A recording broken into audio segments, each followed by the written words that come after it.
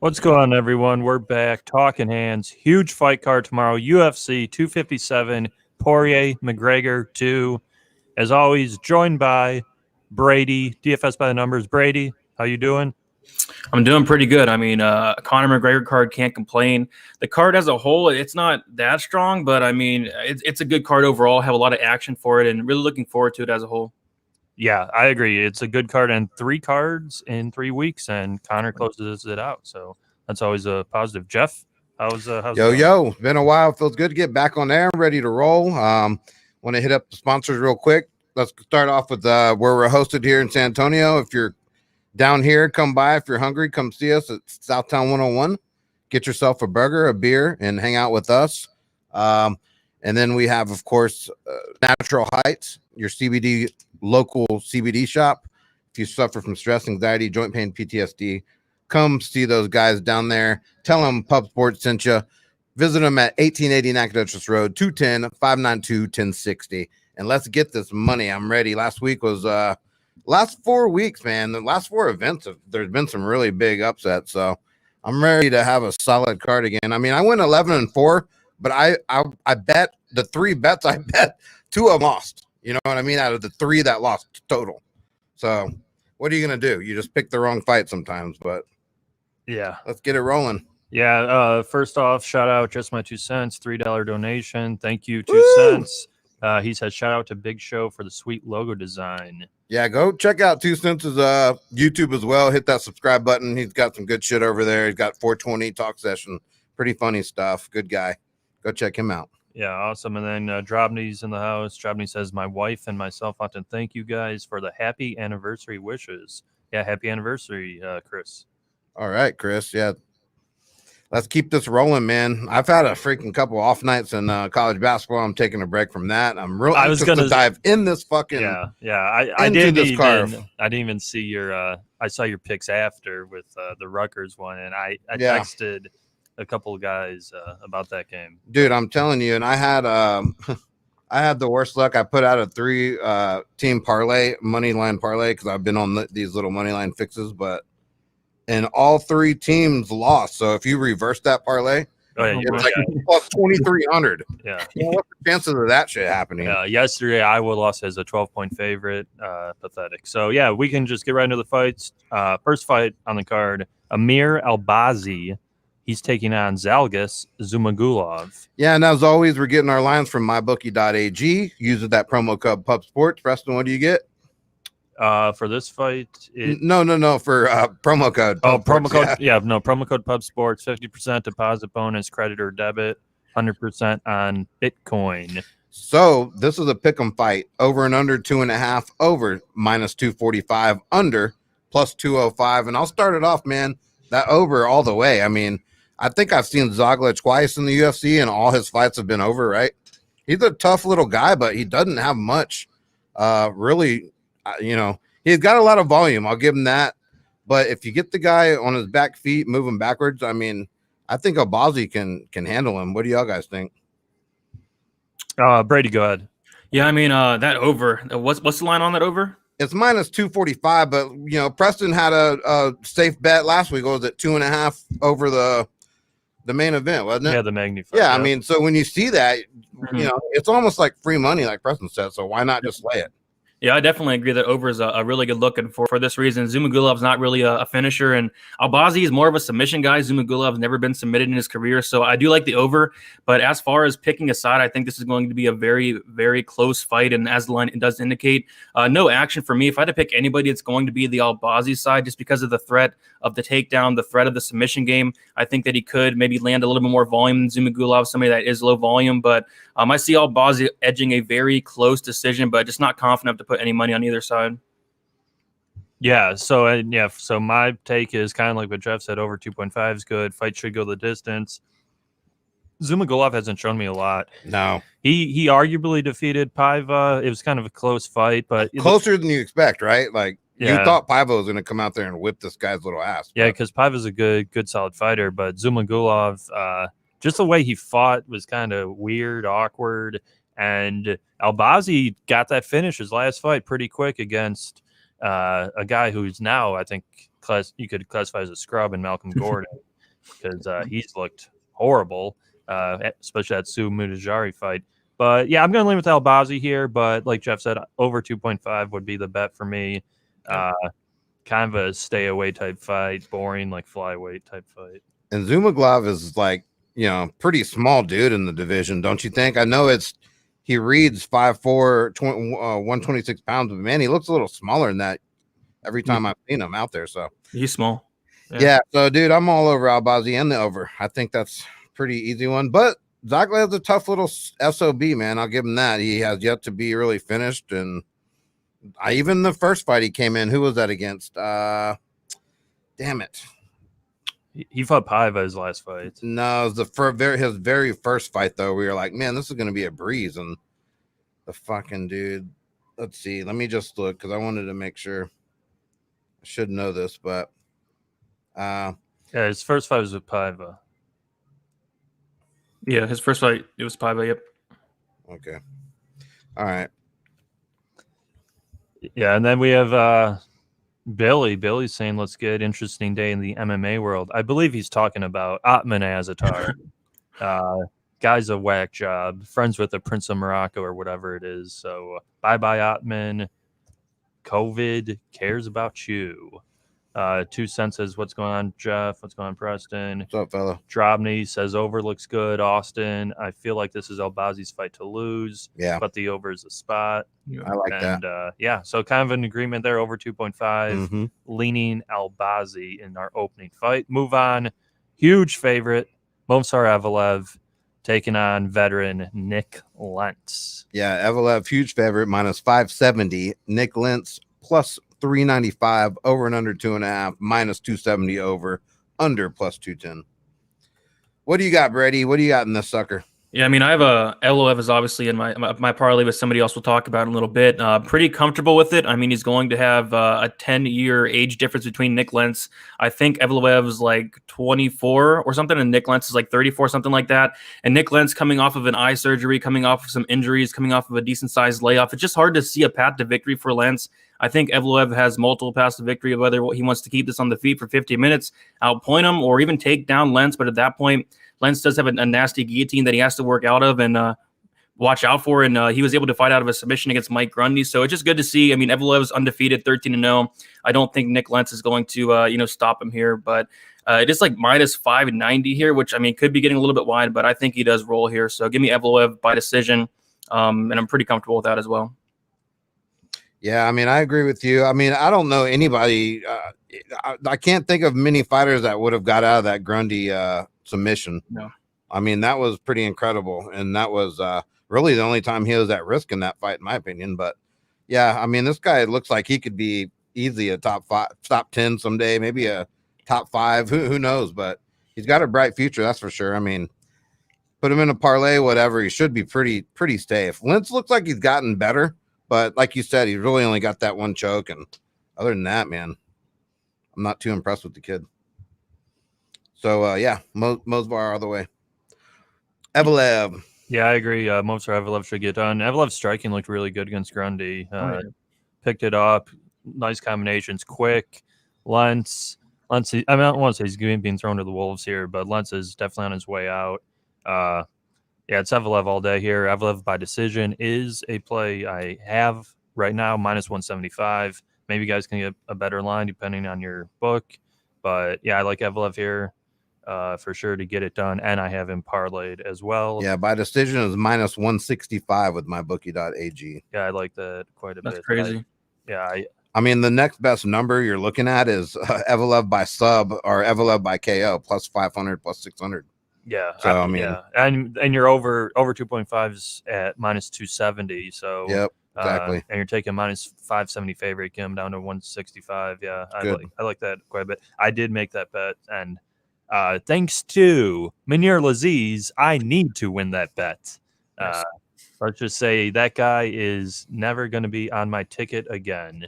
Alex Ramirez in the chat, DFS, Slaughter, what's going on? What's up, Alex? Mills, what's up, Talkin Hands, DFS? And ZD is calling McGregor knockout again in 60 seconds or less, plus 1,000. So move on. Fight number 3. Another pretty big favorite here, Khalil Roundtree taking on Marcin Prachnio.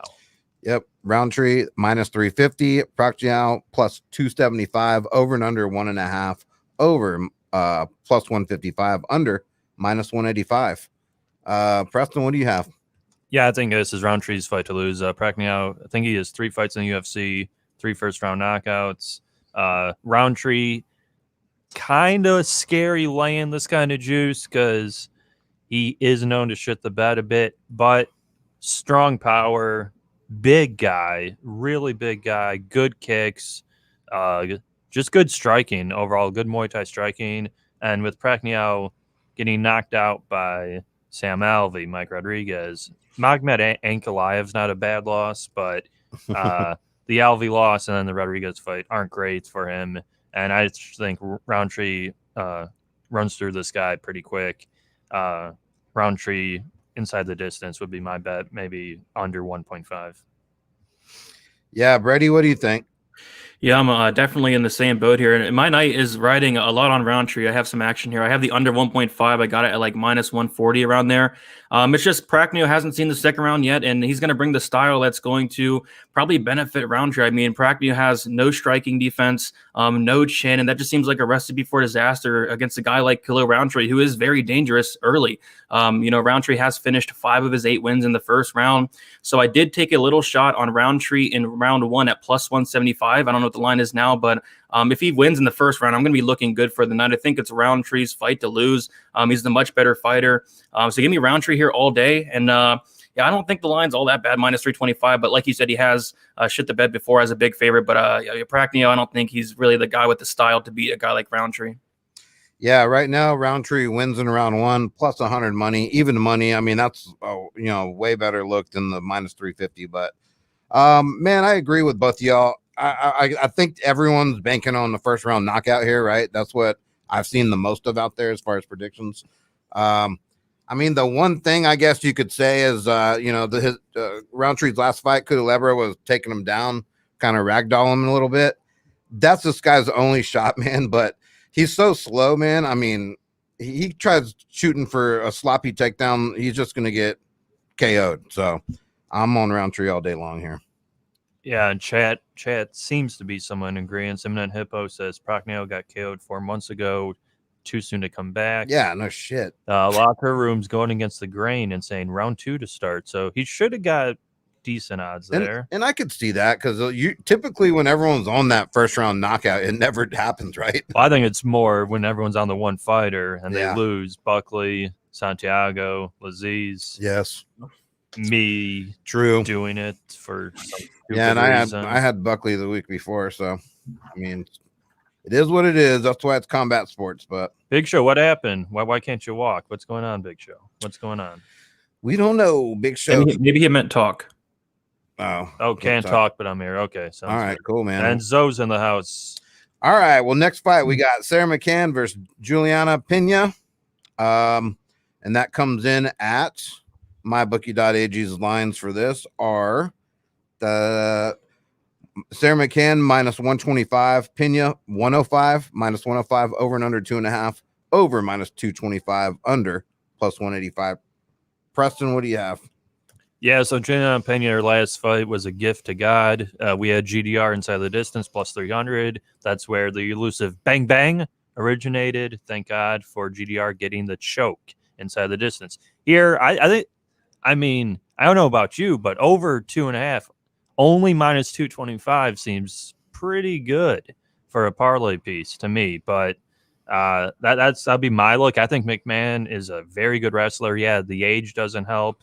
Pena, though, hasn't really shown me a ton striking, and she's more of a grappler. So I think, whoever gets on top maybe beats her up, wins the fight. But I have a heavy lean to McMahon, and only 125 just doesn't make a whole lot of sense because McMahon was really short against, I think it was Landsberg. She was only like 140. And I wrote an article on that on Pub Sports Radio about it. And because I said the line made no sense, and she took her down like 10 times, dominated a decision. So that was about a year ago. I would take McMahon. I would take McMahon here. I think she wins the fight. And I love having like really good wrestler grapplers in my pocket if I were to bet it. So yeah, I'm going with McMahon here. Yeah, no, I'm with you, man. I like McMahon a lot too because, dude, Pena to me is not that great. I mean, she got lucky. I mean, Jermaine wasn't herself. I think on a good night, Jermaine would have just fucking mopped the floor with this chick, man. Pena's takedown defense is pathetic. It's less than 30%. I mean, that means, she's hoping she's on her back. She's going to hope that she throws something up and catches McMahon. I think McMahon's too strong a wrestler. I think she'll use her top heavy pressure and just ground and pound, man, for 15 minutes. And easy decision here for McMahon.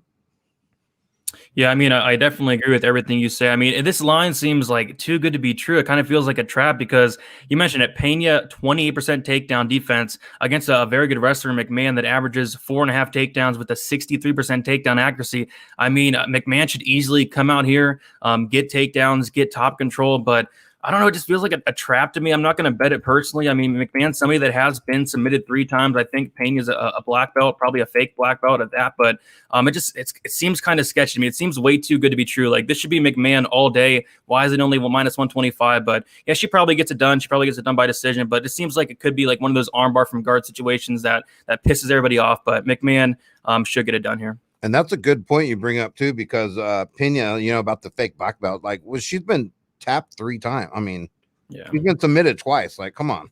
Yeah, I think she liked her gig at Combate doing the little TV announcing. Yeah, exactly. So anyway, man, yeah, I'm all over. I'm with y'all here in agreement with McMahon. So I think it's a safe bet, minus 125. I'll take a scoop at that any day. Yeah. And then, so we got in the chat, Smith's MMA betting, liked listening, excited for tomorrow.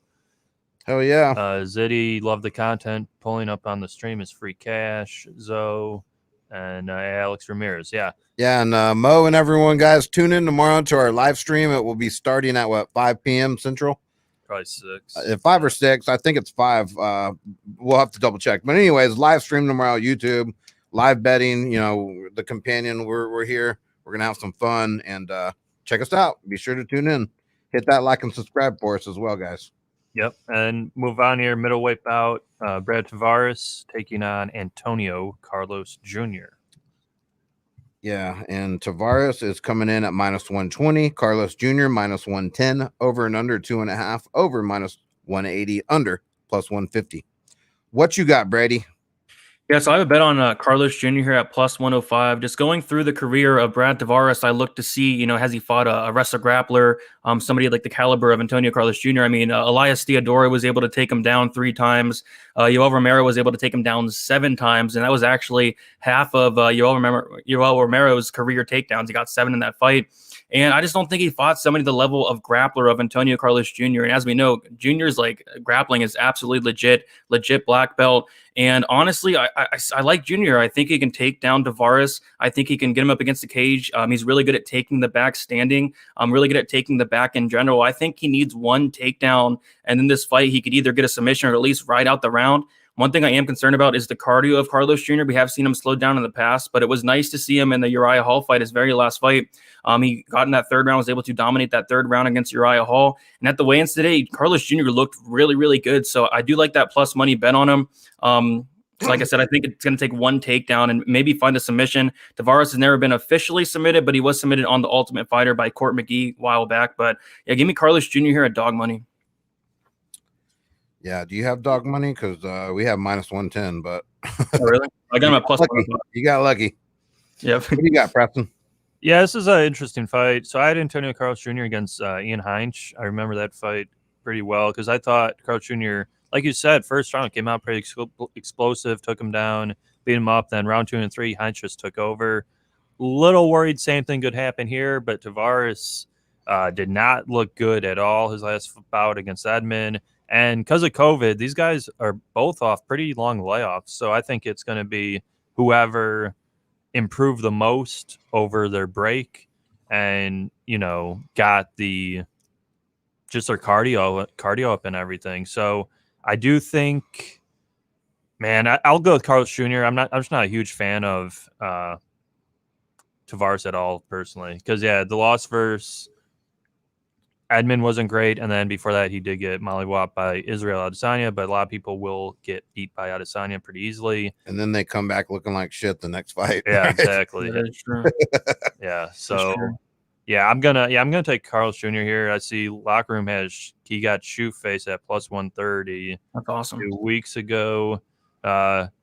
Justin is in the chat. MMA Genie. What's up, Justin Jr.? Yeah, he's in the chat. He will get some respect. Okay, Junior. Who, Brad? I think he's talking about himself. Yeah. Yes. Yeah, you will. We respect you, little man. Yeah, awesome, Genie. And so Jeff, what do you like here? Man, I'm kind of in agreement with y'all. The one thing that does scare me a little bit is Tavares does have pretty good takedown defense, 77%. He is the more high volume, better striker. I mean, the guy's only throwing 2 strikes per minute. He's only landing 2 strikes per minute, Carlos. So, his main focus is going to be to get this down. I think it's going to take him a little bit to get it down to the mat, maybe, but ultimately I think he does. And, man, this is tough for me, man, because Tavares, I know everyone's on Antonio Carlos Jr., and I don't think he's even that great, to be honest with you, but I'll go him. I'll go Carlos Jr., man. I think he gets it done. I definitely think this is an over, though. Yeah, over 2.5. Over 2.5, which is minus 180. Yeah, it could be a decision, or Carlos would maybe get the sub. I don't think Tavares would knock him out. So yeah, exactly. I mean, and Tavares the thing is, he has fought the better competition, so it's hard to play the MMA math and shit like that, because Adesanya would have beat the shit out of Carlos Jr. too. You know what I mean? So yeah, now Adesanya is definitely at that elite level for sure. Yeah, exactly. So anyway, yeah, I'll ride with y'all here with Carlos Jr., man. Let's just flip a coin on that. But I ain't betting this. It's too close of a fight. Could go either way. And neither of them have enough output to really give the edge to anyone. So, I mean, I'm just going to stay away. But, yeah, I'm going to side with y'all. Okay, move on. Kind of late notice replacement type deal here. Arman Sarukian is now fighting Matt Frevola. Sarukian's original opponent was Nasrat. Nasrat pulled out. He was ill. He's trying to get on a card in a week or two, I believe. And then Fravola's opponent, Atman Azatar, ran into some issues with COVID and letting people in who weren't COVID tested. Security breach. So he got cut. So then they booked the 2 guys who didn't have fights, booked them together. And according to mybookie.ag, pretty wide line on this one. I hope someday they tell us what's in that freaking bag that was delivered, because that would be pretty interesting. But Tsarukyan is minus 750, which is crazy, but short notice. The guy looked pretty ripped on the scale today. Frevola plus 525. Over and under 2.5, over minus 200, under plus 160. Preston, what do you have here? Yeah, Arman Sarukian's definitely one of the top guys for me in the division. He has it all. Great striking, good wrestling, good grappling, good cardio. Nasrat would have been a great test for him. And I thought that line was a little wide even, because Nasrat has a lot of skills and he's, still kind of youthful. Here, Fravola's kind of, I think Arman's just going to take him down and beat him up for 3 rounds and win a decision, personally. Standing, he could beat him up there, but I think Arman's just going to grapple, not really worry too much, take him down, beat him up, win like 30-27. So, favorite. I mean, unless you want to lay 750 to win $100, I don't know what you're going to do with it. So. Yeah, I mean, this is almost a dogger pass just because that price tag.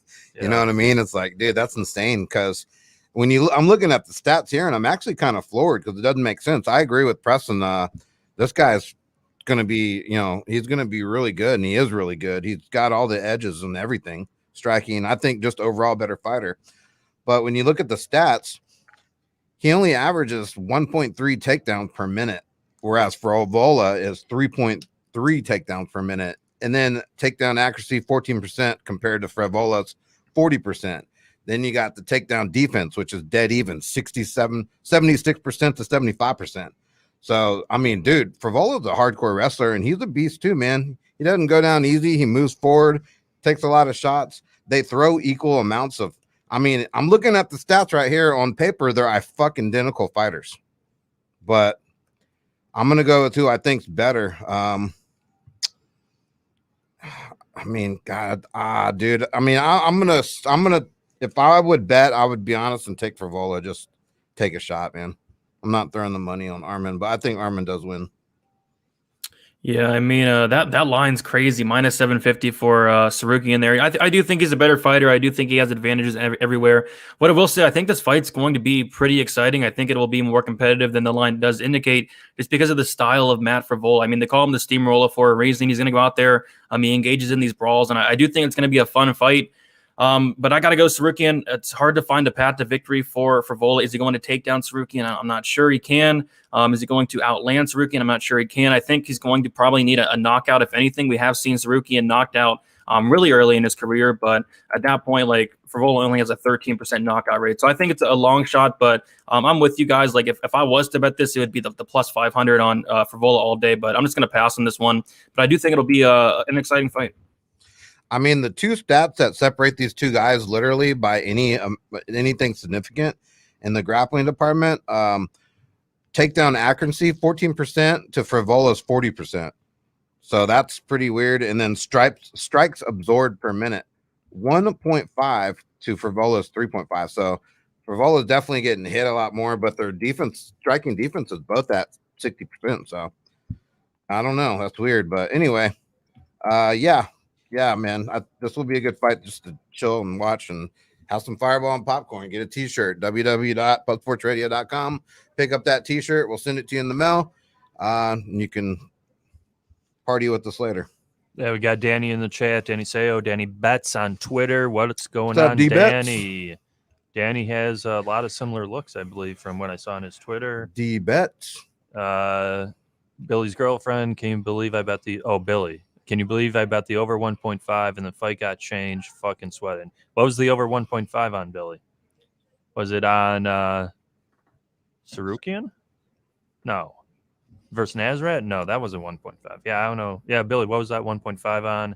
And AJ Stone in the chat saying, holla, boys. Hola, boys. What's going on, AJ? Allah. And we move on. Main card here. Marina Rodriguez taking on Amanda Ribas. Big fight here. Yep. Ribas minus 320, Marina plus 240, over and under 2.5, over minus 220, under 2.5, plus 180.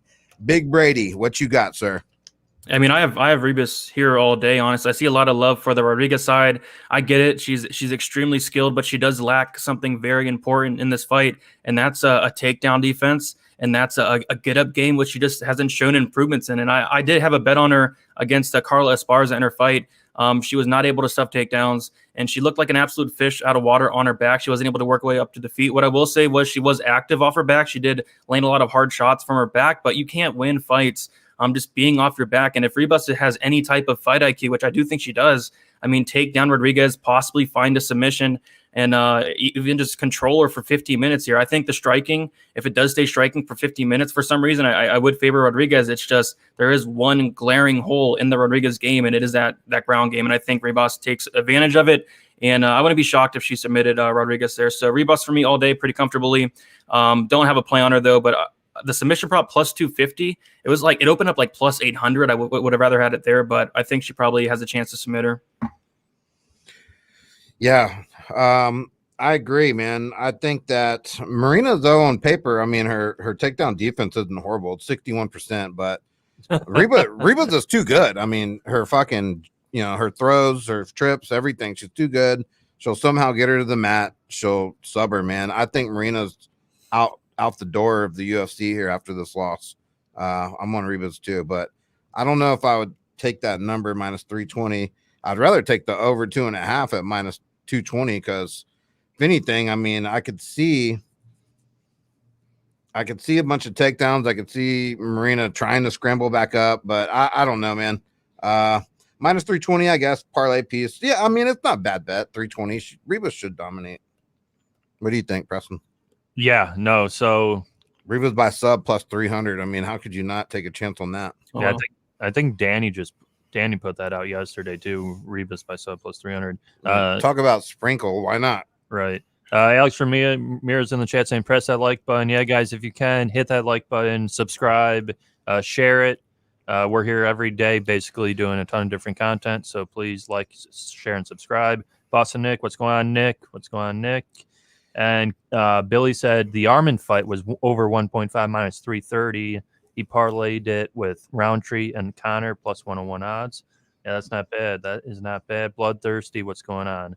Yeah, this is interesting. I'm never betting Marina Rodriguez against any type of grappler again. This girl can't stop takedowns from me, Jeff, and Brady. So she's on my shit list, and I think Amanda Hebas takes her down, controls her, beats her up pretty easily. I agree. Bro, I'm just going to say something. I'm 6 foot fucking 275. She's 5'6". I'm guarantee I could take her down no matter. She's not supposed to stop me, bro. I will fucking demolish her. Well, I think if you're a trained, that's a bad comparison. No, but if you're a trained like elite level UFC fighter, I think they would. No. I would just crush her, dude. Yeah.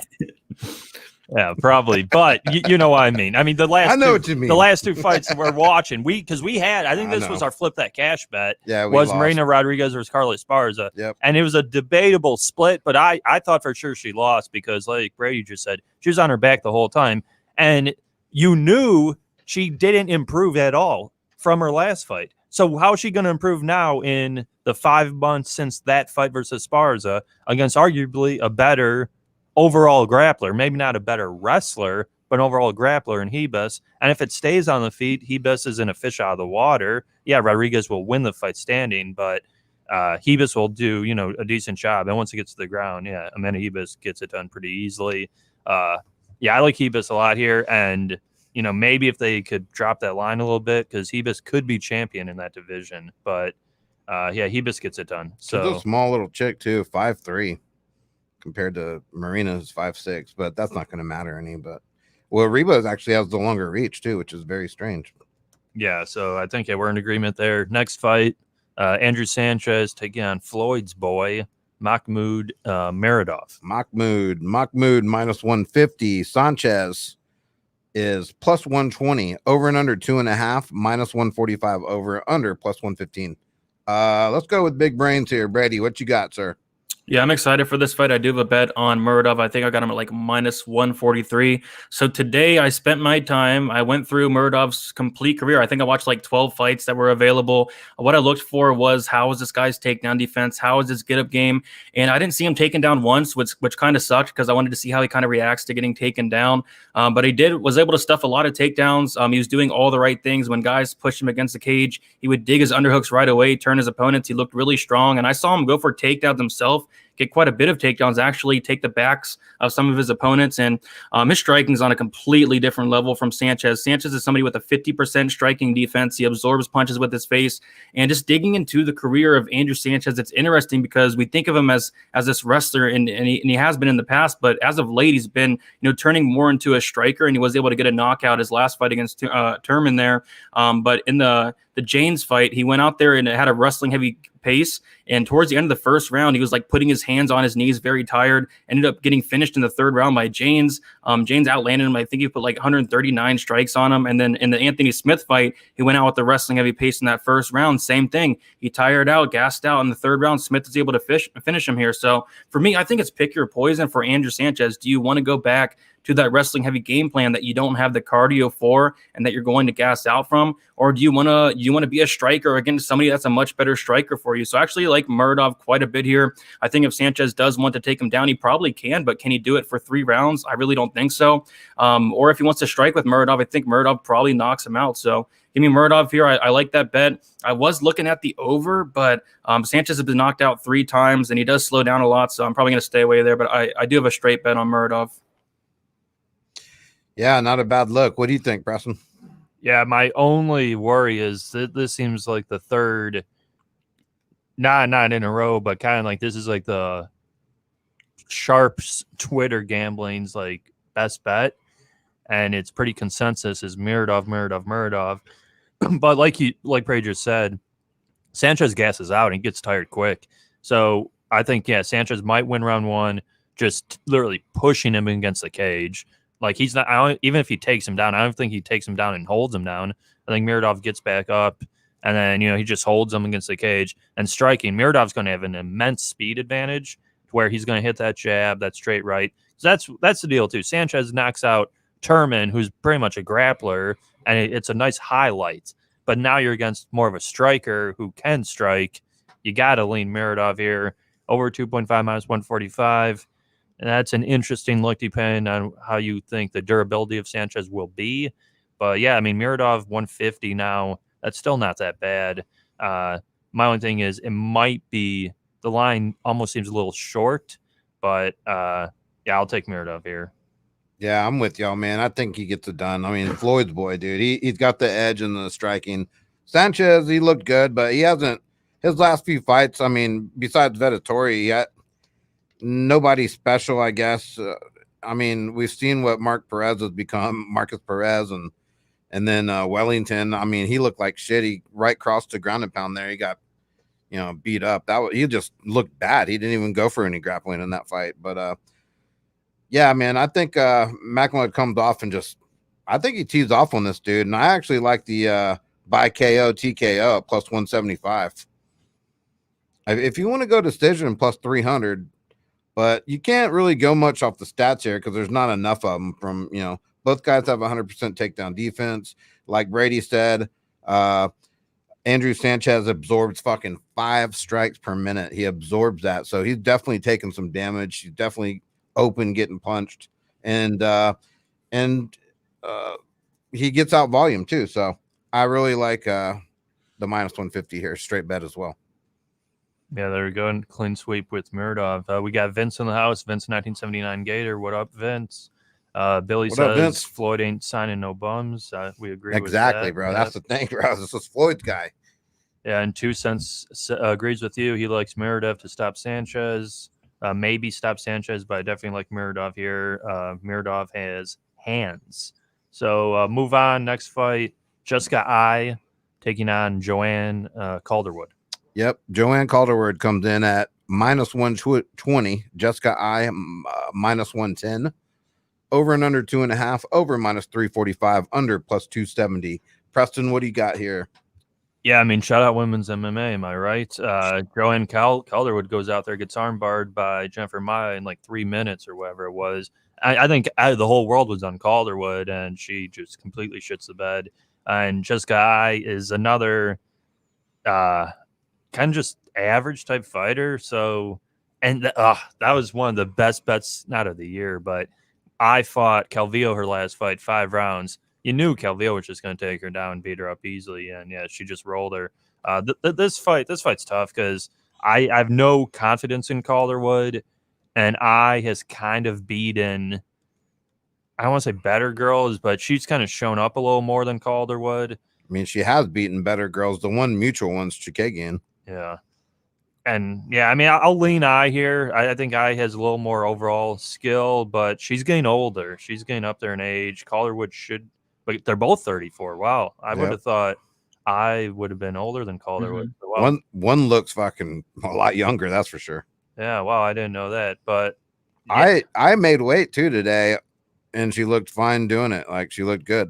Yeah, what was it? It was the last fight. Yeah, versus it's been like Calvillo. The last 3. That's like the laughing stock. She's like the fucking laughing stock of. Yeah, where she got, she like could barely talk. Yeah, she looked like she was dying. So yeah, I'm gonna lean just guy here. This could be, this will probably be a dicey fight wherever it goes. I don't think anyone has a clear grappling advantage. Striking's pretty close too.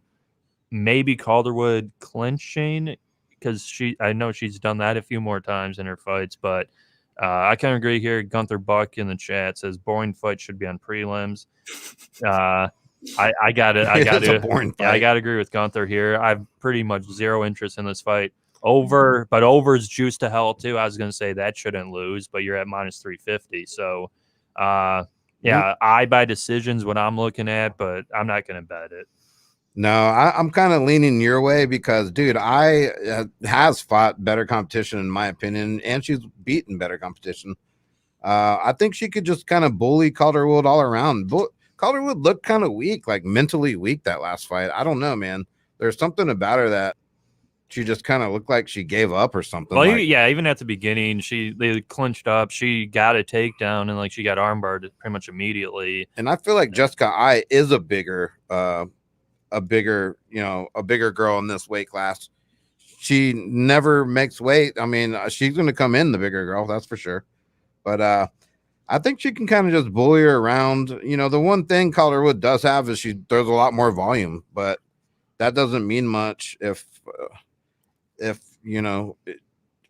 depends on the power, of course. If she's just landing little jabs here and there, I know it will add up, but I think Jessica I can clinch her up, hold her against the fence, and possibly stay there a whole 15 minutes, but I'll lean Ai, man. I'm not betting this fight at all. Y'all know how I feel about women's MMA.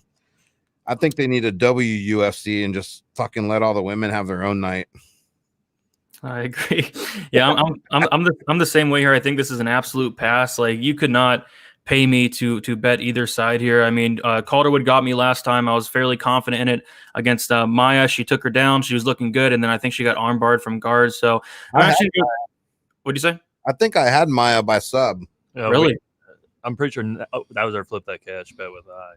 Or Calderwood. Oh, okay. Like we all had right. Calderwood, Yeah. and we were pissed. Then we bet you're admin, remember, Yep. for like $3,000, and then he got knocked Yeah, out. he got knocked out. Yeah, we're dumbasses. Yeah, probably one of the worst cards of the year for me personally too, because I had the same thing. I have Shabazi and Ian Calderwood, but I'm actually gonna go the other way here. Like I said, zero confidence. I'm not betting it. It probably is dog or pass, but I'm going to slightly lean Calderwood based off of the volume. You got to think that she should be motivated. I mean, she was about to get a title shot. I mean, she wanted to stay active. She fought Maya. She got absolutely embarrassed. Maya took her title shot away from her. So I think she's coming in here with a lot of motivation, but, flip a coin. Flip a coin. This can go either way. But I'm going to slightly lean Calderwood with zero confidence, basically. I agree. Yep. All right, cool. Well, I like that take too, man. Like I said, flip a coin. I don't give a fuck. Either of these picks can beat each other. So if you want to bet it, bet whoever you want. I don't care. Yeah. Unless, you're up or you're just like gambling to gamble. Yeah, you can bet it. But yeah, I agree. Big fight here, co-main event. Dan Hangman Hooker taking on recent UFC signee Michael Chandler. Yep. We get to see Chandler in his debut. Hooker comes in at -140. Chandler +110. Over and under 2.5. Over -120. Under -110. Brady, what you got here, sir? Yeah, this for me is probably one of the toughest fights to call, and I see a lot of people confident on either side. I honestly think this is a 50-50 fight. I think it's going to be whoever implements their game plan, whether it is Chandler getting on the inside, taking down Dan Hooker, working his ground game, or Hooker being able to stuff the takedowns, keep it at range. I just don't know which outcome is going to happen. Same thing for me. I think it's a flip a coin fight, 50-50 if anything. I'm gonna slightly lean Hooker just because he's been fighting the better guys. Chandler has some durability issues, and I think the more durable between the two is definitely on the Hooker side. But there are some question marks for me personally regarding the ground game and the takedown defense of Hooker, because we haven't really seen him fight many wrestlers. And I think he was taken down by Jason Knight a bunch, but that was a couple of years ago. And I know he's made improvements, but I don't know. It's a close fight. I'm going to slightly lean with Hooker, but this is the toughest fight to call in my opinion. Preston, what do you got? Yeah, so I had Henderson over Chandler, and Henderson was like +200. And Henderson actually did pretty well early in that fight. One punch knocked him out, finished him. Chandler wins. Now he's in the UFC. But Hooker's another guy I'm not super high on. He got beat by Poirier, and the main one I go to is the Barbosa one, because that was a pick and Barbosa just took his soul. Yeah, he just killed him. Took a piece of his soul that night. He killed him. And I like taking the grappler wrestlers in more of a wrestler versus striker bout. Chandler, we all know, really what he has in the UFC against UFC competition. I just don't think Hooker's as good as people think he is. I saw he was taking shots at Charles Oliveira. I think Oliveira would sub him pretty easily if they were to make that fight. That'd be another day. I'm going to go with Chandler here. I think it's like Brady just said, a 50-50 fight. And Hooker has to, just avoid the takedown and just keep that gas tank on. Because Hooker looked good the first two versus Poirier, slow down. But Chandler, I think Chandler has really, really good wrestling and good ground control. Yeah, Chandler got clipped in that Pitbull fight. which was arguably an early stoppage, but he did get clipped. He got dropped and finished. So Hooker could do the same thing, but I'll take the wrestler here, the grappler, to get it done. And he's already calling out the winner of the main event. So we'll see if they make that fight. So I'll take Chandler in a close decision.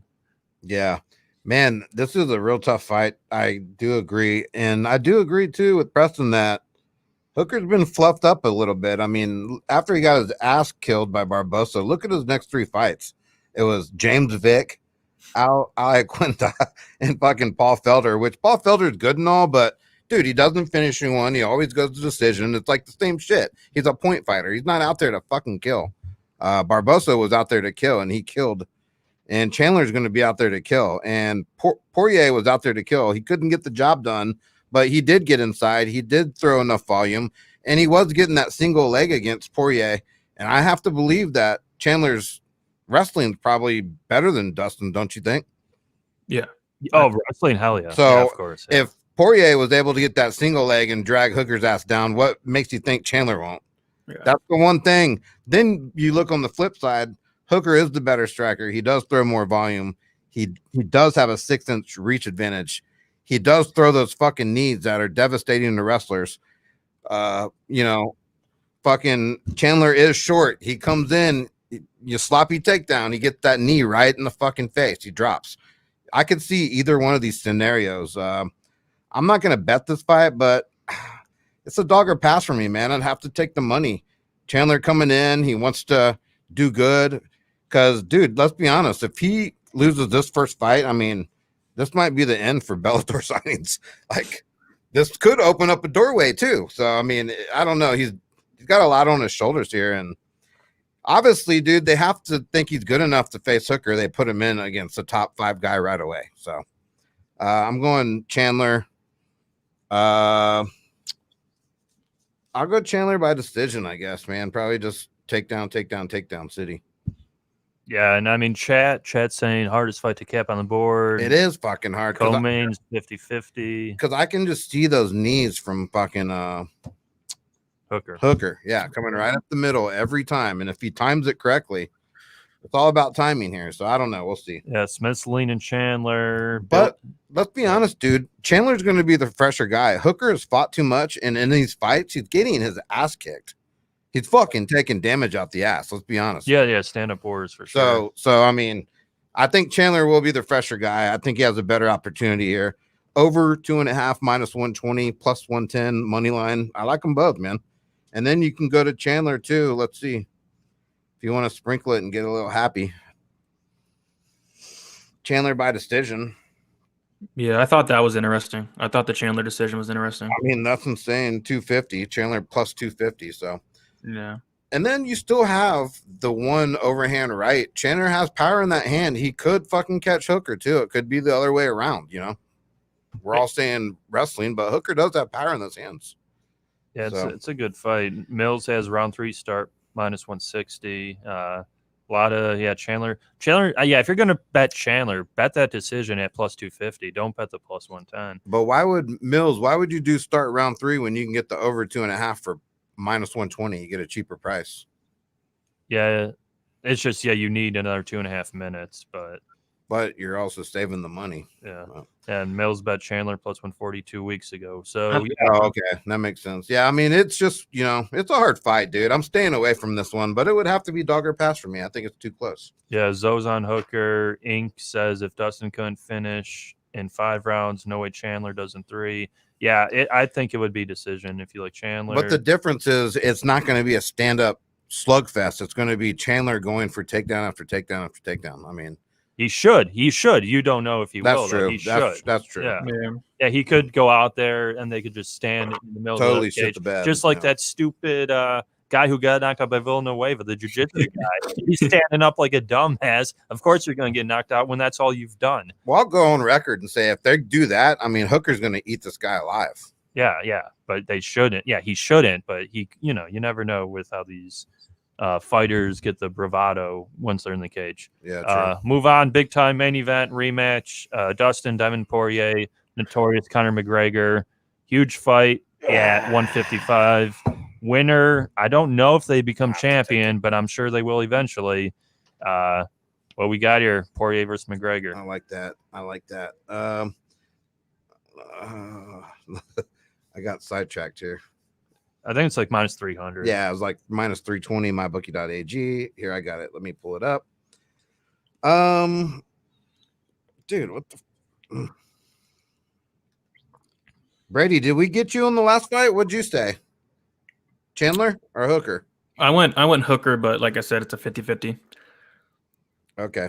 All right. So yeah, Connor is minus 315, which does beat a lot of books out there. I did some shopping today, and he's up to 325, 330 at some books now. So 315 is a good number. One of the cheaper numbers actually across the board.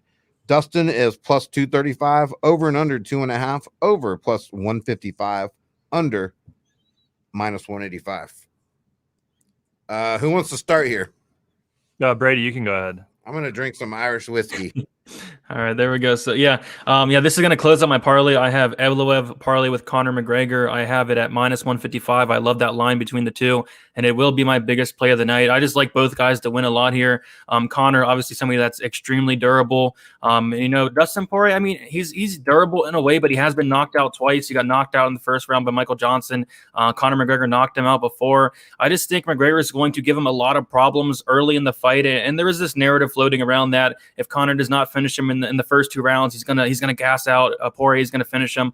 I don't necessarily agree with that. We have seen Conor go a full 5 rounds and look decent in the Diaz fight there. And yeah, I like McGregor here quite a bit. I just think that I think he's probably going to knock out Poirier early, but even if it does get extended, I'm not going to be overly concerned. I just think there's a decent gap in skill in the stand-up between the two. And not saying Poirier's bad or anything, because he's really good. I just think Conor is on a different level here. So I do like that parlay between them. I do think he knocks out Poirier, but I wouldn't be shocked if Conor could even, win a decision. He did talk about wanting to get some rounds, get some minutes, because he's been knocking all these guys out early. He wants to have a war here, and I wouldn't be shocked if he did win a decision. But he probably does knock out Poirier. Poirier's been through a lot of wars. He was in a big war his last fight against Dan Hooker. He was in a war with Max Holloway. I mean, all that's going to add up. And Conor McGregor is kind of the opposite. He hasn't been in many wars. He's been getting a lot of early finishes, especially as of late. So yeah, give me Conor here. Give me that parlay. I like it a lot. And one thing I noticed too, just them at the face-off is like, dude, Conor's head and chin are so big compared to Poirier's fucking head and his chin were so small. It's like I could see why he can get knocked out, because that chin's not holding much structure there. I mean, I don't know. Preston, what do you got here, buddy? Yeah, I like Conor here, and I personally do not like Conor really much at all. But this is a great not tailor-made matchup for him, but Poirier's been taking so much damage. Even you go back to Alvarez fights, Gaethje fights. Now he's fighting Hooker. Hooker beats him up pretty bad for a bit. Now he's fighting Conor. Conor's probably the best striker of all these fighters. And yeah, Conor, I give it to him. He kind of gets to, I'm not going to say he gets to pick and choose his fights, but his last fight's Cowboy. Cowboy wasn't going to do anything to him.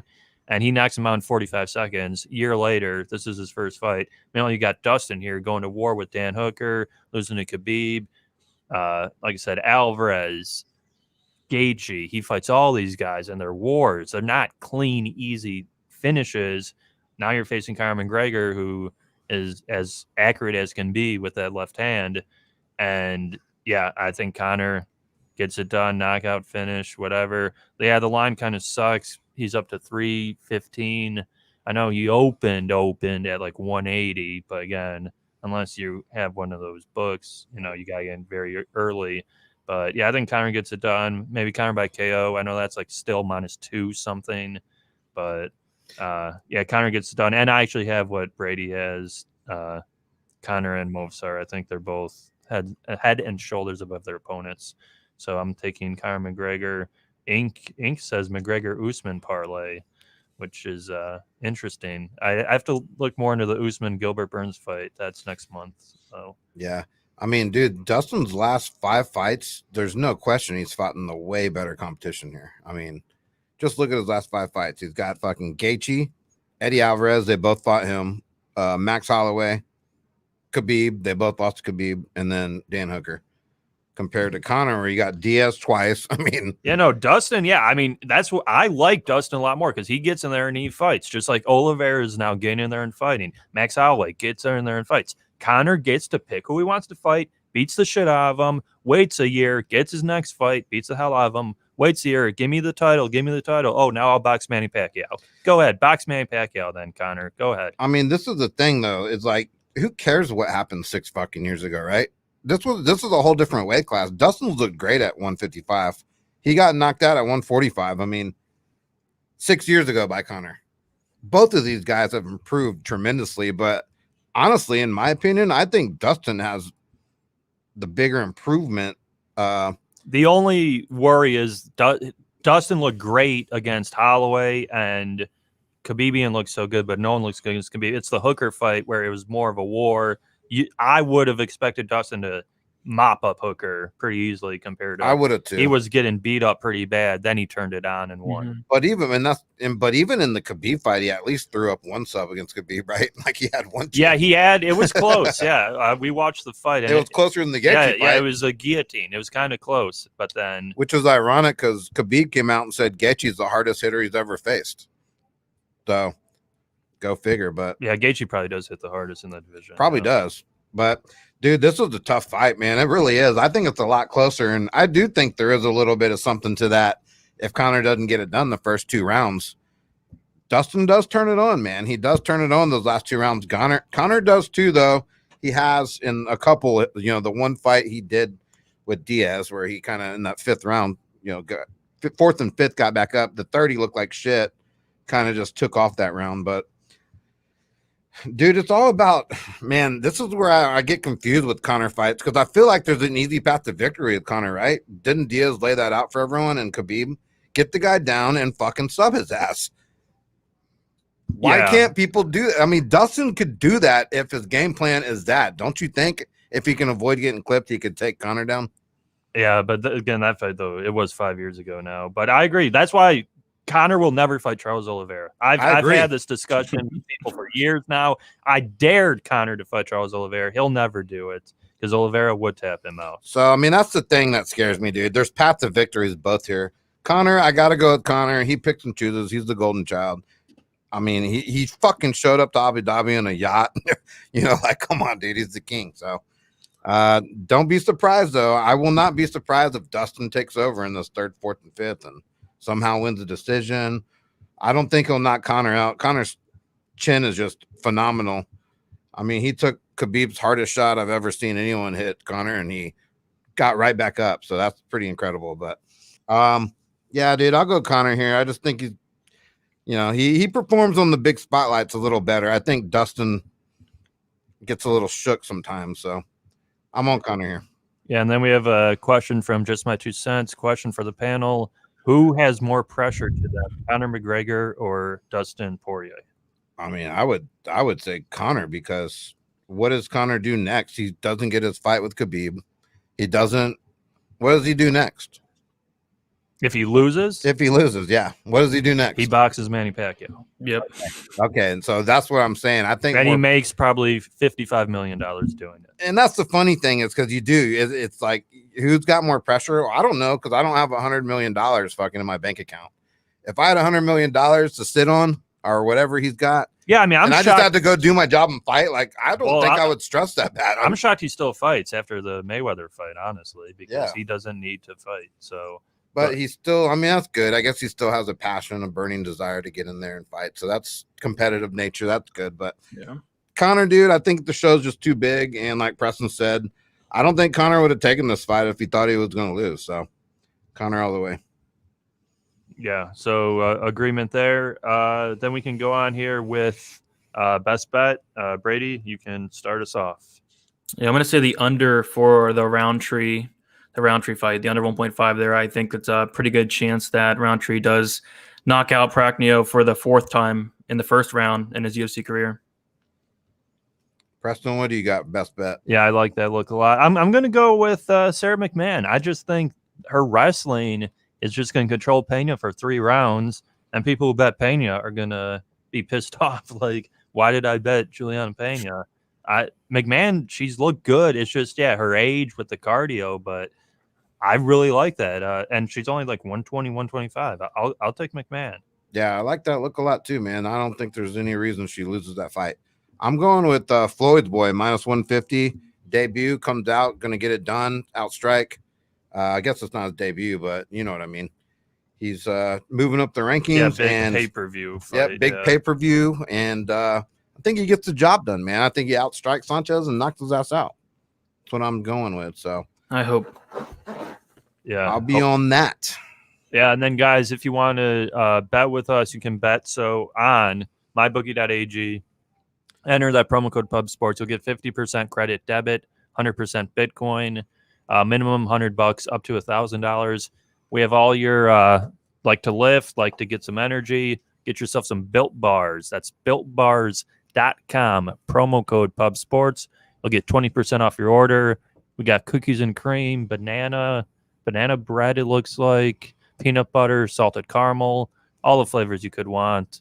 Bulk supplements, bulksupplements.com, 5 to 10% off your first purchase, promo code PubSports. And if you're in town tomorrow, here's the place to be. Southtown 101.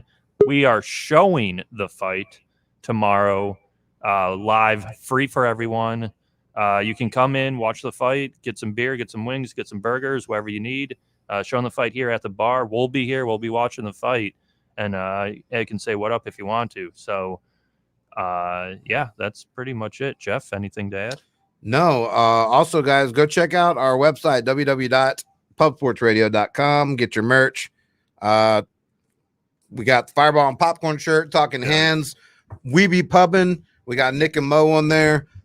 Shout out to all the crew here at Pub Sports Radio, Billy, Brady, Mo, Nick, Mills. I mean, Danny, we've gotten Zoe, Mac, Mill, Zoe, fucking Ian. I mean, we've gotten so big, guys. It's thanks to all y'all and everyone watching. Please hit that like and subscribe. Go check out our other sister YouTube channel, Pub Culture Radio. We will be starting a whole lot of new content on that channel. Everything that doesn't involve sports, we're going to keep Pub Sports Radio, just strictly sports and betting for now on. So I hope that does y'all guys that are in here for sporting gambling advice a favor. And we appreciate y'all for watching, man. Really thank y'all. Yeah, and then like Jeff just said, tune in tomorrow. We'll be here live streaming the whole card, first prelim to main event on Pub Sports Radio. So join us, and everyone will have a good time, and we will see you guys tomorrow. Have a good one, guys. Later, y'all. Peace.